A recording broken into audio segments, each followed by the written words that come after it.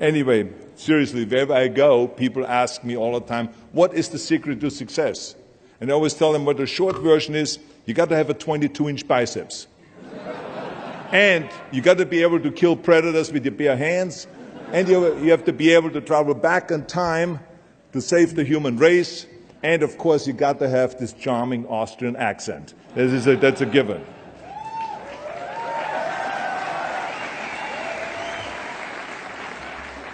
But today, since this is a seminar and a kind of a conference about success, I think I can give you the long version here. And the long version is that I actually always had 5 rules. And everything that I did, I always used those 5 rules. And those 5 rules helped me to become successful in various different areas. And I believe that those rules can be applied to almost anyone and everyone. You don't need to be a bodybuilding champion. You don't need to want to be a governor of California or to be an action hero or anything like that. If you want to excel in whatever you do, those rules are for you. It's that simple. Now, I have to tell you right off the top that I always was very intense. As a kid already, I was very intense and I was very hungry. I always wanted to be the best. I always wanted to be number one. I always wanted to get to the top. I never believed in just getting by.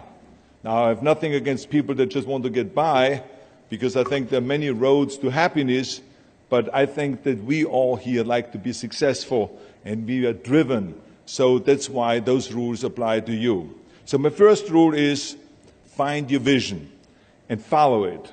You see, I think it's the most important thing that we have a very clear vision of where we go, a goal, where do we go? Because you can have the best ship in the world. You can have the best cruise liner, but if the captain does not know where to go, that ship will drift around the world and out there at sea and will never end up anywhere. And this is exactly the way it is in real life. If you don't have a goal, if you don't have a vision, you just drift around and you're not going to be happy. This is why it is so important to have that vision. Now, I created that vision in Austria because I grew up after the Second World War. Austria, right along with Germany, lost the Second World War, thank God. And the problem was that everyone was so depressed because they lost the war that there was alcoholism everywhere. There was, of course, depression. There was a terrible economic situation. There was famine. There was starvation and all of those things. And also it was kind of a little place and narrow. I felt I wanted to get out of there. I wanted to escape. And I couldn't see myself really to work there and to stay there, to work in a factory or to work on a farm, or even to follow my father's footsteps and to become a police officer. I couldn't see that either. As a matter of fact, that's what my parents wanted me to do. They wanted me to become a police officer and to marry a girl by the name of Heidi and to have a bunch of children and to run around like the Von Trapp family in The Sound of Music. But that's not what I saw. This was the vision of my parents, but not mine. And luckily, one day in school, I watched a documentary about America. And I found myself, I knew exactly that is where I wanted to end up. I wanted to be in America. Everything that I saw in the documentary, I just loved. Everything was so big. I remember the tall skyscrapers, the monstrous bridges, the giant freeways filled with beautiful cars, the huge jetliners, movie stars, Muscle Beach, and all of those things. I could not wait to get there. The question was just, how do I get there? How do I get to America? I mean, this was not a common thing to do way back in the 50s. No one had the money to travel or anything.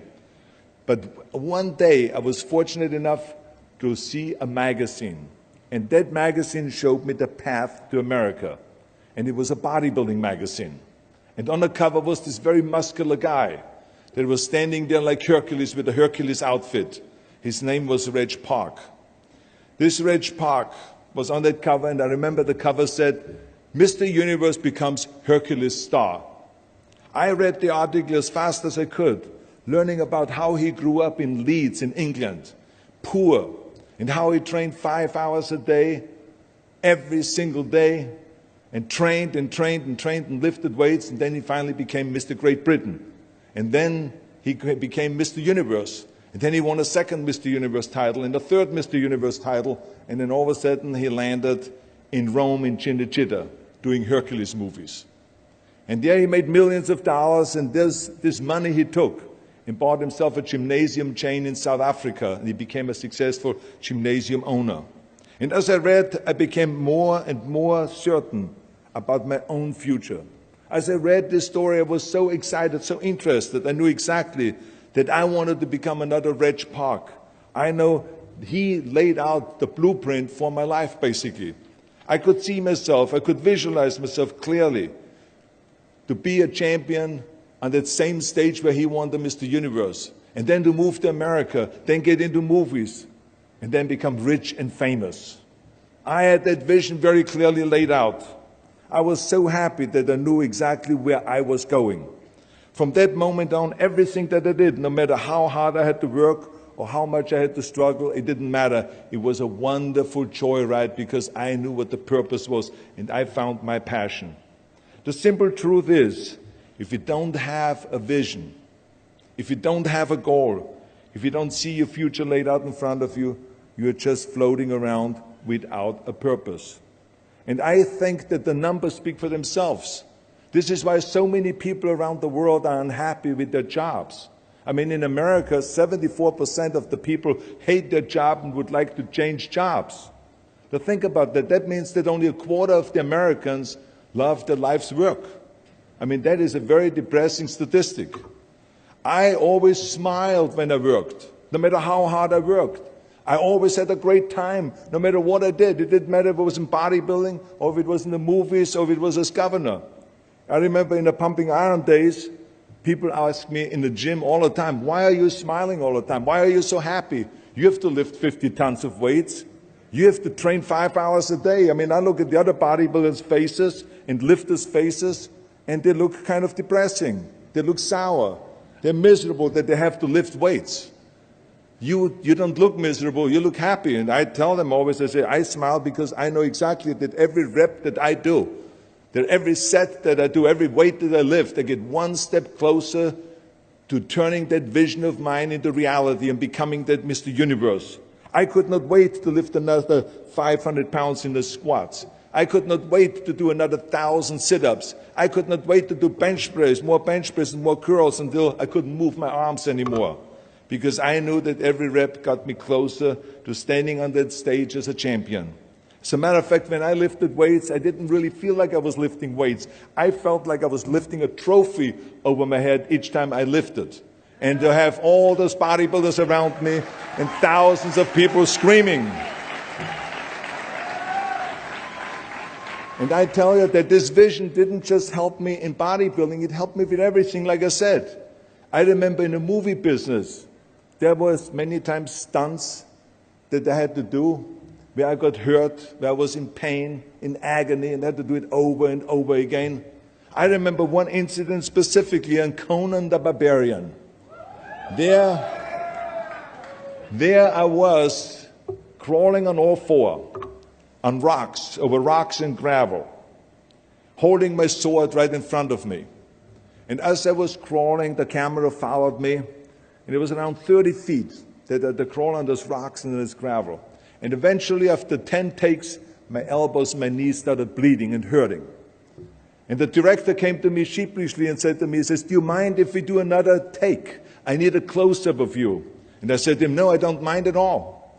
I said, go and do as many takes as you want. He says, no, I don't want to do that because I know you're in pain, you're bleeding. I said, no, I don't feel any pain. I said, the only thing I see is the finished scene. I see the finished scene of me crawling on all four with my sword in the front, crawling up and sneaking up behind Thulsa Doom, the main villain of the Conan movie that killed my parents, and rising up behind him and cutting his head off. That's what I see. Remember, crush your enemies, see them driven before you, and hear the lamentation of their women. So this is why, because I visualized that scene, this is why I did not feel that pain. I did not care if I was bleeding on my knees, because I knew that pain is temporary, but the film is permanent.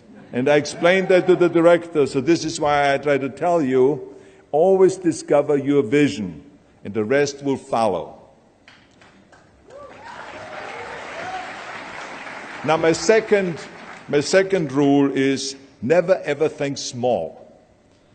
If you're going to accomplish anything, you have to think big. You have to go and shoot for the stars. The biggest challenge most people have is because they think small. And the reason why people think small and why they choose small little goals is because they're afraid to fail. They know that if you shoot for a big goal, then the chances of failing are very high. And they're afraid of failing. It's one of the most common things why people are frozen and why they can't make a move in life, because they're scared of failing.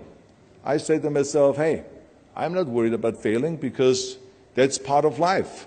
You're not going to go and win everything. And how far can you fall? Look at this. This is the ground. That's as far as I can fall. And you know something?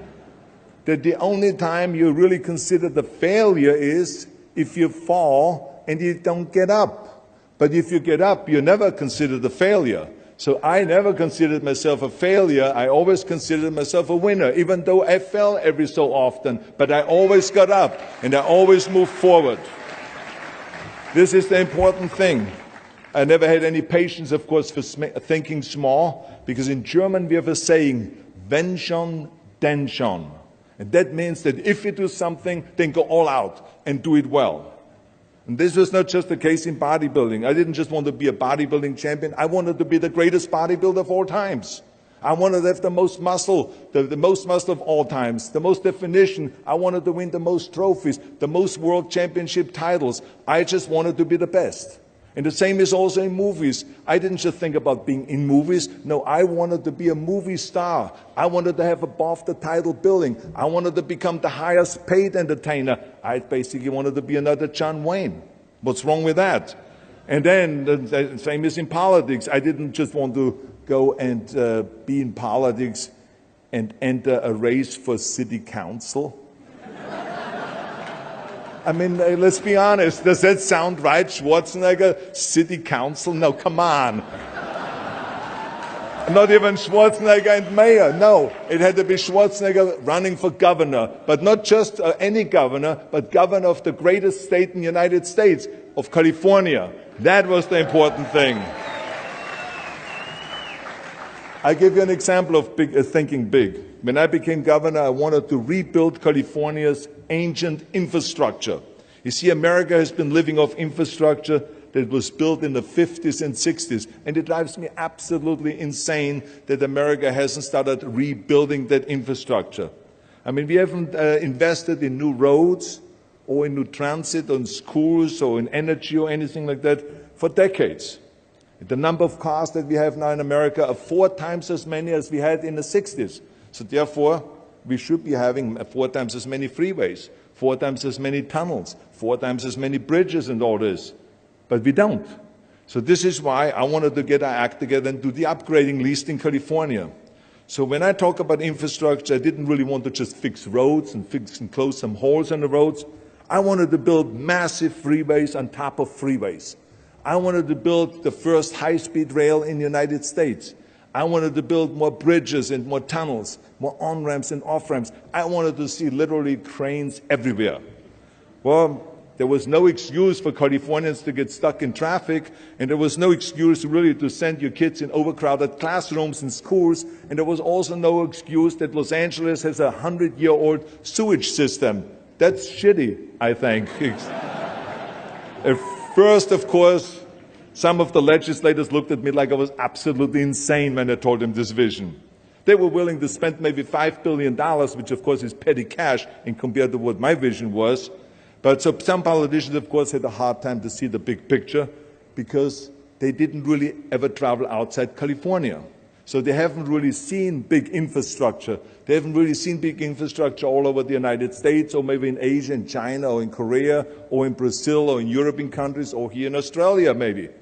So they haven't seen that. And then, of course, there are other politicians that simply don't have a vision of the future past the next election, which is a common problem politicians have all over the world. So it was my job as governor to motivate them, and to take them and to see the traffic jams in Los Angeles, and to see the overcrowded classrooms, and to see all the problems that we have. And I kept pushing and pushing, and I pumped them up enough that eventually they saw the big picture. And eventually Democrats and Republicans came together, and we invested $60 billion to rebuild California's infrastructure, the biggest investment of our state in 50 years. So that's what we did because we had a big vision, and everyone bought in on this big vision. So remember, never think small, think big. My third rule is ignore the naysayers. I think it is natural that when you have a big vision and big dreams and you have big goals, that people are going to say around you, I don't think it can be done. I think it's impossible, or no. I tell you, I heard this all the time, but I want to tell you, don't ever let them stop you from dreaming and from shooting for the big goal. Because eliminate just simply those words, no, impossible, and it can't be done. I mean, in each one of my careers, when someone said it's impossible, I heard it's possible. When someone said it can't be done, I heard it can be done. And when someone said no, then I heard loud and clear, yes. So this is what I believed in. I am a big believer of what Nelson Mandela said. He said it always seems to be impossible and still someone does it. And that's exactly what it is. And I wanted to be that one that does it. I wanted to break the new records, and I wanted to do something that no one else has ever done. So I think that's what you need to do. Don't ever be worried about that someone hasn't done it. Just think about how many times my career would have stopped. My career would have ended if I would have listened to the naysayers. I mean, it started right away when I was 15 years old, and I became a bodybuilder. Right after that, when I said, I want to be a world champion in bodybuilding, I want to be Mr. Universe. They immediately said, are you crazy? You're in Austria. In Austria, you can become a ski champion or a bicycle champion or something like that, but bodybuilding is an American sport. Forget about it. That's nuts. Then when I wanted to move to America, they said, again, it's impossible. You will never be able to do that. You have no money. You're all by yourself. And then when I wanted to go into show business, after I won 13 world championship titles in bodybuilding, I said, I want to be like Reg Park. I want to be a Hercules. I want to get into movies. Well, I tell you, when I met those agents and managers and studio executives, their reaction was, oh, Arnold, that is so funny.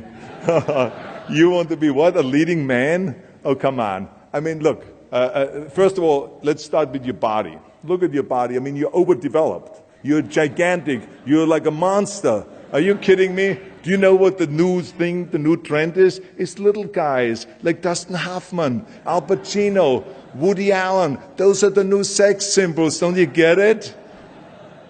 And then your accent, oh, it gives me the chills just listening to your German bullshit. Come on now. I mean, oh, God. I mean, it's like it's scary when you talk. It's unbelievable. I mean, have you ever, Arnold, I mean, be serious, have you ever seen an international movie star with a German accent? It doesn't happen. Forget about that. And then you name, what is it, Schwarzen, Schnitzel or something like that? Yeah, I can see that name already up there on the billboard. Yes, and people are going to storm the theater and the movie houses because Schwarzen Schnitzel is starring in a movie. Oh, yeah, I can see that already. So that's what they said. They said to me, it says, look, forget about it. You're a nice guy. I mean, you're a bodybuilding champion. Why don't you open up a gymnasium or a health food store or something like that? We can help you with that. And then we get you on the side some little parts, like maybe playing a bouncer. I mean, with your body, perfect. Or maybe a wrestler. I have a good idea with your accent, a Nazi officer. Now, that's really great for you. I call my buddies over at Hogan's Heroes. I mean, they would probably use someone like you. So that's what they said. Imagine that. Everywhere I turned, they said, no, it won't happen, it's not going to happen, and forget about it. Luckily, I did not listen. I did not listen because I knew if I worked hard enough, and if I worked as hard as I did in bodybuilding, 5-6 hours a day, that I will make it, that I could prove them wrong. And I started working very hard. I started taking acting classes, English classes, speech classes, dialogue classes, even accent removal classes. I ran around all day saying lines like, a fine wine grows on a vine. Because you see, we Austrians and Germans have a difficult time with the V and with the W and with the F. We get it all mixed up. So it was a fine wine grows on a vine. or the sink is made out of zinc. And all those kind of lines. I said over and over, and you know something? All of a sudden, I got a little break. In the early 70s, I remember, all of a sudden, I got a TV show, a little part, then another little part. And then all of a sudden, I got a phone call from Lucille Ball to be in her special Happy Anniversary and Goodbye, which was with Art Carney. I had this 6-minute scene as an Italian masseur. Now, most people don't know the difference between an Italian accent and the German accent, so I got away with my German accent. But I played this Italian masseur, and I was so delighted. And then right after that, I got a guest starring role in Streets of San Francisco with Michael Douglas and Carl Malden, and then Pumping On and Stay Hungry. And then, of course, I landed the big role of Conan the Barbarian. So finally, I got the big break. And you know what was so interesting about it was that as soon as we were finished with the Conan movie, we were out there on a promotion tour, and the director said at the press conference, the director is John Milius, he said, if we wouldn't have had Schwarzenegger with those muscles, we would have had to build one. Now think about that. Before it was this huge obstacle to have this body, and all of a sudden the director says, if we wouldn't have had Schwarzenegger with his body, we would have had to build one. Now what a turnaround. And then when I did Terminator, James Cameron said, which was really great. He said the "I'll be back" line became one of the most famous movie lines in history because of Arnold's crazy accent, because he sounded like a machine when he talks. So as you see, everything that the naysayers said was a liability became an asset. And the same was also in my political career. When I ran for governor, they immediately said, I shouldn't do it, it is a big mistake, it won't happen, I will lose, and all of those kind of things. And the rest, of course, is history. The bottom line is, if I would have listened to the naysayers, my career would have ended when I was 15 years old. I would be still yodeling in Austria, in the Alps, and I would not be talking here today to you. The reason why I'm here today and talking to you is because I did not listen to you can't, or it's impossible, or no. So I just recommend to you very strongly, ignore the naysayers.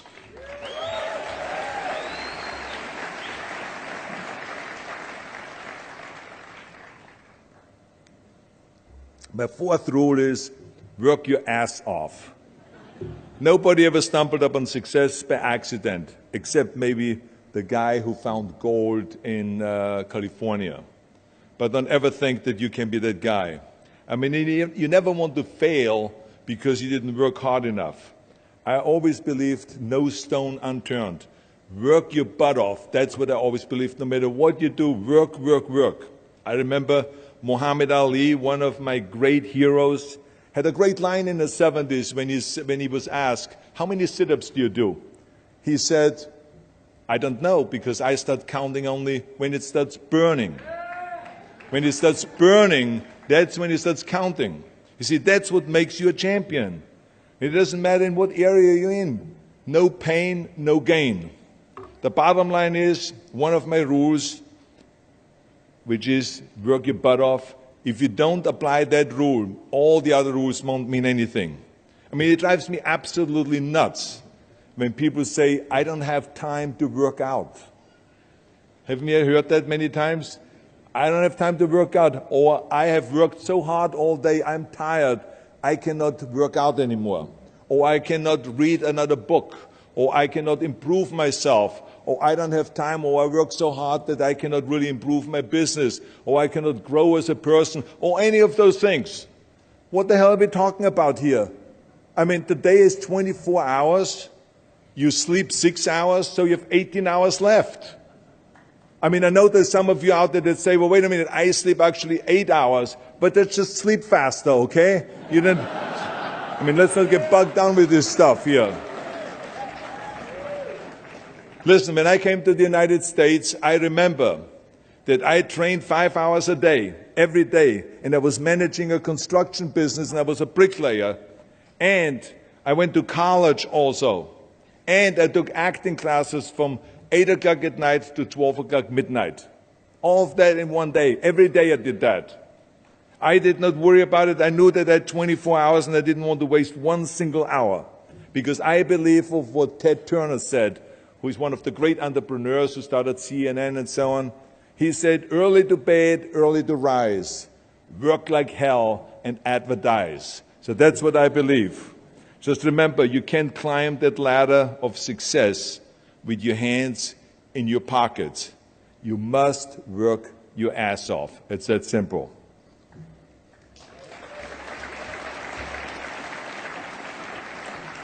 And my fifth and last rule is, don't just take, give something back. Leave your mark on the world. I believe that we all have an obligation to do something for our community, something for our state, something for our country. We must serve a cause that is greater than ourselves, because we all know that in the end we will be judged not by how much we made, but by how much we give. Ever since America greeted me with open arms, I've had this sense of responsibility, and I felt obligated to give something back to America. Because I know that everything that I have accomplished is because of America. If it's my bodybuilding career, if it is my show business career, my political career, the money that I've made, my great family that I have, all of this is because of America. But I have to recognize the fact that America did not become the land of opportunity in this great country by itself. No, in history, people worked tirelessly in America. People fought and people died to make it the land of freedom and opportunity and the land of liberty. So now it is our responsibility, if we want to keep it the #1 country in the world, to work for that and to give something back to that country. And it doesn't matter if you're in America, or if you're in Australia, or if you're in China, or if you're in Japan, or in Italy. It is the same thing. You all have to give something back to your country, no matter where you're from. Now, I love the words of my father-in-law, Sergeant Shriver, who started the Peace Corps, the Job Corps, legal aid to the poor during the Kennedy and during the Johnson administration. He was the #1 public servant, and he always inspired me to become a public servant. He was one of my heroes.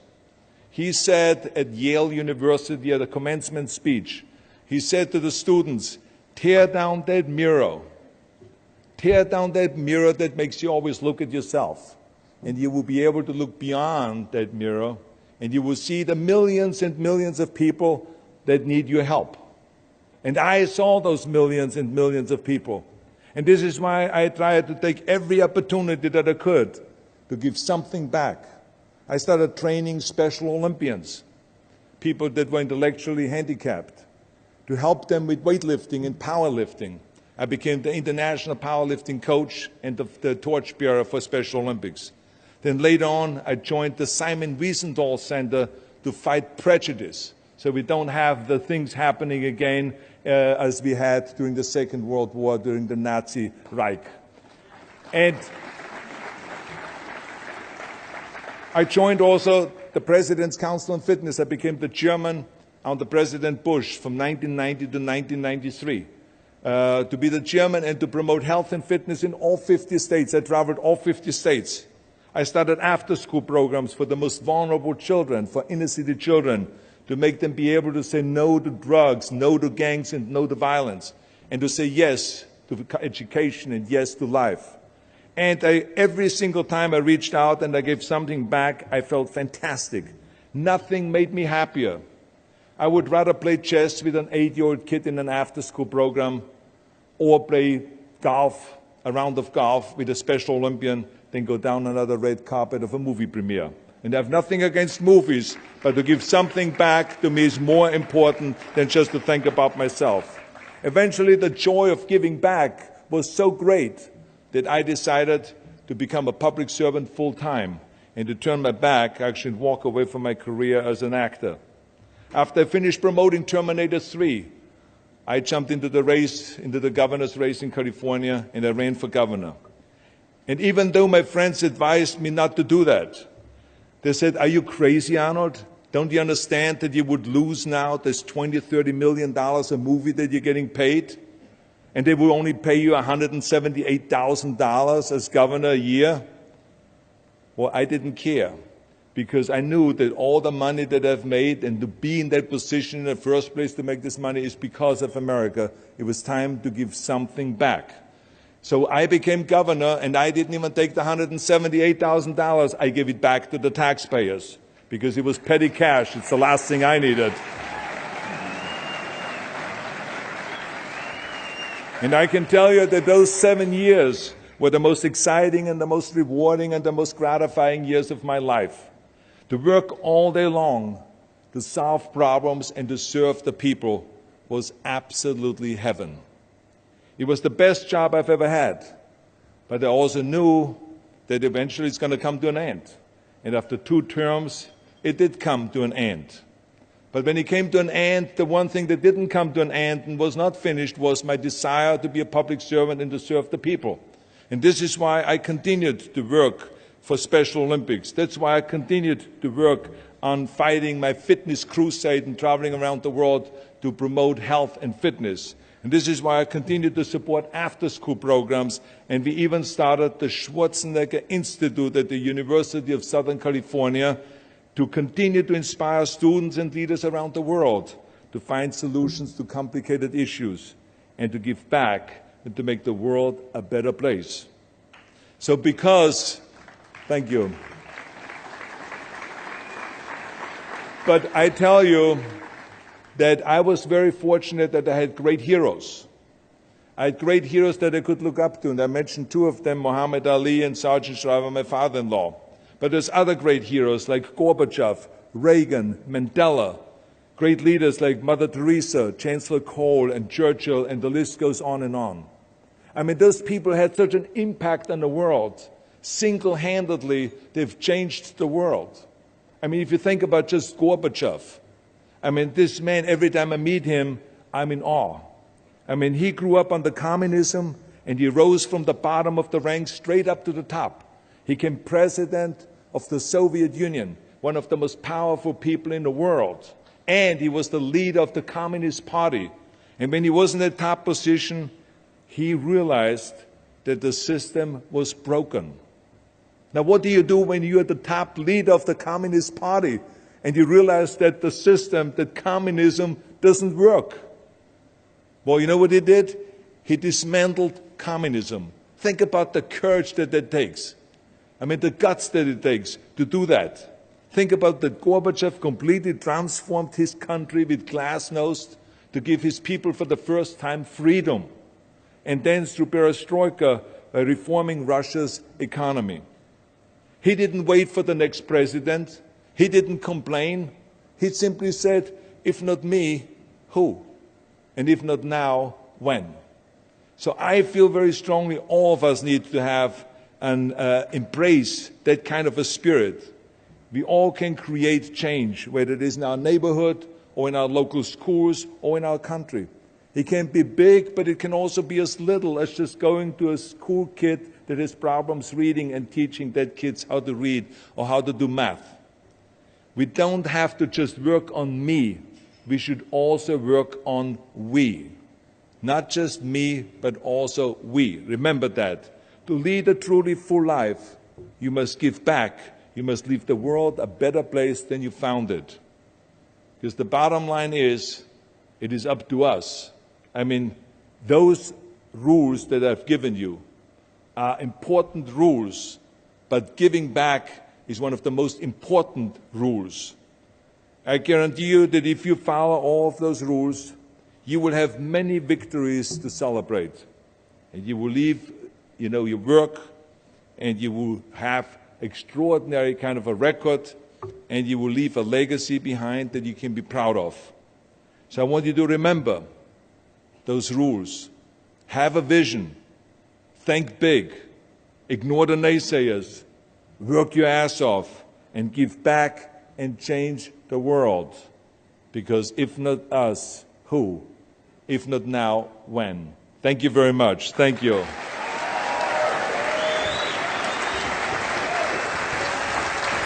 Give it up for Mr. Arnold Schwarzenegger.